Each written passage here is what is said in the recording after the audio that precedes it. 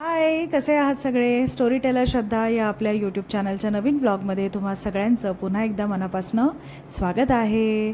सकाळचे 8 वाजलेत आणि आईची पूजा चालली आहे.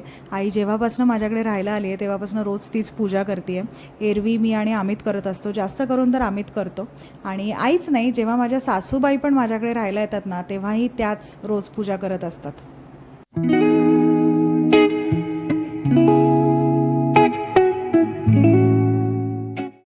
चला, आईची एकीकडे पूजा चालली आहे आणि मी लिंबू पाणी पिते आहे, कारण तुम्हाला तर माहिती आहे की सध्या माझ्या दिवसाची सुरुवात ही लिंबू पाण्याने होती आहे. आणि आईचा आज डोंबिवलीला जायचा दिवस आलेला आहे. मागच्या ब्लॉगमध्ये तुम्ही पाहिलं असेल की आई जायला निघाली होती, पण माझ्याकडे एक ठोस कारण होतं तिला थांबून घेण्याचं.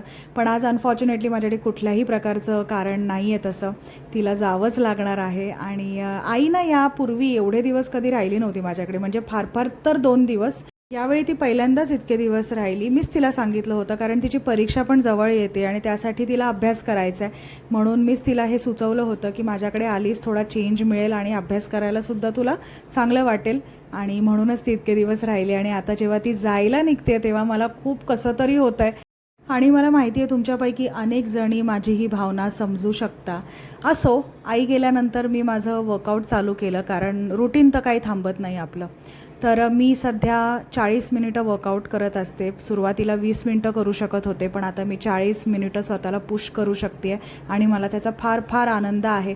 तर माझं रुटीन तुम्हाला थोडंफार लक्षात आलंच असेल आत्तापर्यंत, की सकाळी मी 40 मिनिटं वर्कआउट करते आणि त्यानंतर संध्याकाळी मी 1 तास चालते.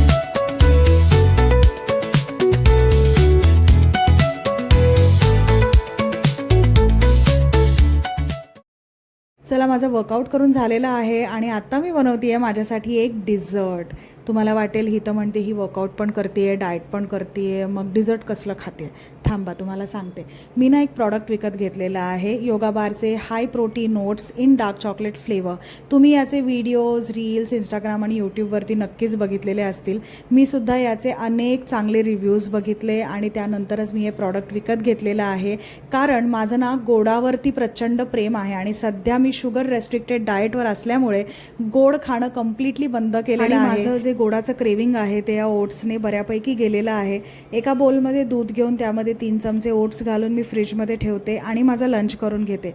माझं लंच होईपर्यंत हे असं दाटसर होतं आणि मला एक चॉकलेट डिझर्ट खाल्ल्याची फिलिंग येते. आणि तुम्ही बघू शकता हे किती यम्मी दिसतंय.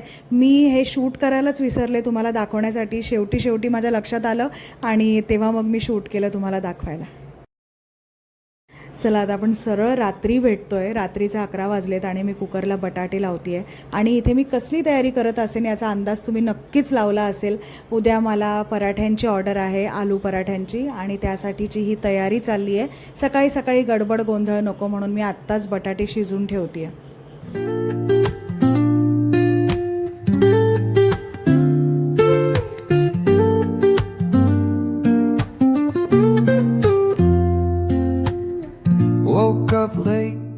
Good morning. सकाळचे 7 वाजलेत आणि माझं किचनमध्ये पदार्पण झालेलं आहे. आणि हे असे बटाटे मी रात्रभर ठेवले होते शिजवून. मला तुम्हाला एक गोष्ट दाखवायला थोडीशी लाज वाटते आहे. आज सकाळी 6 वाजता माझ्या लक्षात आलं की माझ्याकडे मिरच्या नाही आहेत, मिरच्या संपल्यात माझ्याकडच्या. आणि मला ब्लिंकिट कराव्या लागल्या यार मिरच्या. मग मी त्याच्यासोबत दूध पण ऑर्डर केलं. आणि इथे मी कोथिंबीर घेतलेली आहे. आता आपल्याला स्टफिंगसाठी एक पेस्ट बनवायची आहे. तर मी हिरव्या मिरच्या, कोथिंबीर, आलं आणि लसणाची पेस्ट बनवलेली आहे. हिरवी मिरची अगेन तुम्ही तुमच्या हिशोबाने वापरू शकता. आणि आता मी पटकन बटाटे सोलून घेते.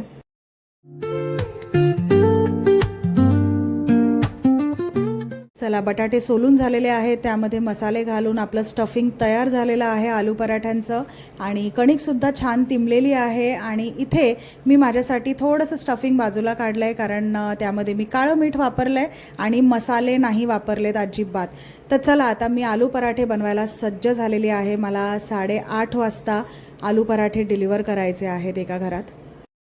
जसं की तुम्हाला माहिती आहे, 4 दिवस आई माझ्याकडे राहायला होती आणि 4ही दिवस मला एकही ऑर्डर आलेली नव्हती. मी अगदी निवांत होते. आणि एका अर्थी ते बरं होतं की मला माझ्या आईबरोबर वेळ घालवायला मिळत होता. आणि नेमकं काल आई गेली आणि आज लगेचच मला ऑर्डर यायला लागली. सध्या सुट्टीचे दिवस आहेत, लोकं फिरायला जात आहेत आणि आमच्या बिल्डिंगमध्ये बरेच स्टुडंट्स आहेत.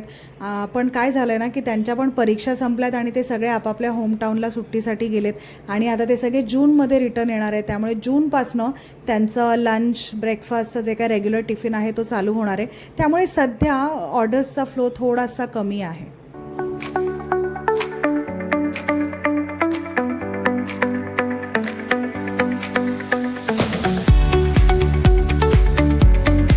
ही ऑर्डर मला 8:30 वाजता डिलिव्हर करायची होती, पण ती 7:15लाच तयार होती. मला तुम्हाला हे सांगायला आवडेल की माझी आत्तापर्यंतची प्रत्येक ऑर्डर ही वेळेच्या आत बनवून रेडी झालेली आहे आणि डिलिव्हर पण मी केलेली आहे वेळेच्या आत. आज अमित घरी होता, तर अमित मला म्हणाला की तू पॅकिंग कर आणि मी डिलिव्हर करून येतो. कारण ऑफकोर्स मी खूप अवतारात आहे. ज्या दिवशी ऑर्डर असते ना त्या दिवशी खरंच यार म्हणजे स्वतःकडे बघायला अजिबात वेळ नसतो. त्यामुळे तुम्ही प्लीज माझा अवतार इग्नोर करा. तर इथे मी आता पॅकिंग करते आणि अमित रेडी झालेला आहे ऑर्डर डिलिव्हर करण्यासाठी.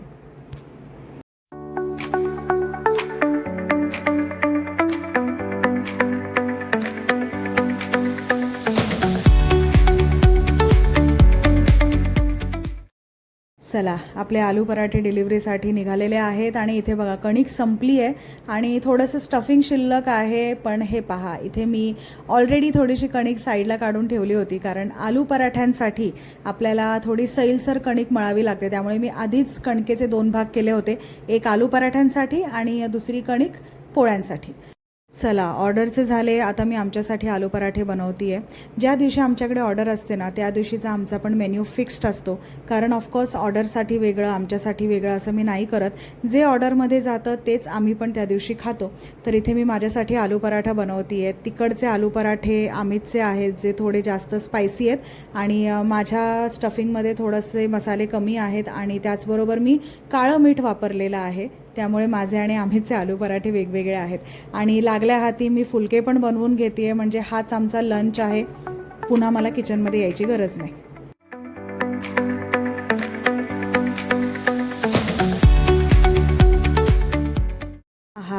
सगळ्या ऑर्डर्स कंप्लीट करून झाल्यानंतर, जेवण बनवून झाल्यानंतर हे असं स्वच्छ किचन बघायला कसलं भारी वाटतं ना.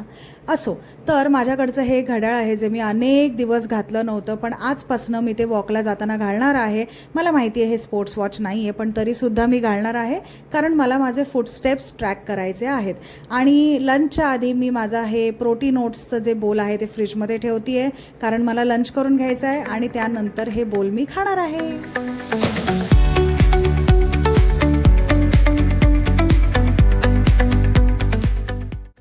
तर माझा लंच करून झालेला आहे आणि हा बोल फ्रीजमधनं काढल्यानंतर कसा दिसतो ते तुम्हाला दाखवण्यासाठी मुद्दाम मी व्हिडिओ घेतलेला आहे. आणि मी छोटासा एक डार्क चॉकलेटचा तुकडा देखील यामध्ये घातला आहे टेस्ट आणण्यासाठी. आणि आज डिनरमध्ये मी खाल्ली पनीर भुर्जी, काकडी आणि 2 फुलके आणि त्यानंतर मी वॉकला गेले. 1 तासाने मी वॉकवरनं आल्यानंतर माझ्यासाठी हर्बल टी बनवायला ठेवली आणि मी आंघोळीला गेले. आंघोळीवरनं येईपर्यंत हे पाणी इतकं आटलं होतं की मला जेमतेम अर्धा ग्लासच प्यायला मिळाला आहे. पण काही हरकत नाही. हा व्लॉग शेवटपर्यंत बघितल्याबद्दल तुम्हा सगळ्यांचे मनापासून आभार. आणि आता आपण भेटूयात पुढच्या व्लॉगमध्ये. तोपर्यंत तुम्ही सगळे काळजी घ्या, तंदुरुस्त राहा आणि पॉझिटिव्ह राहा. बाय.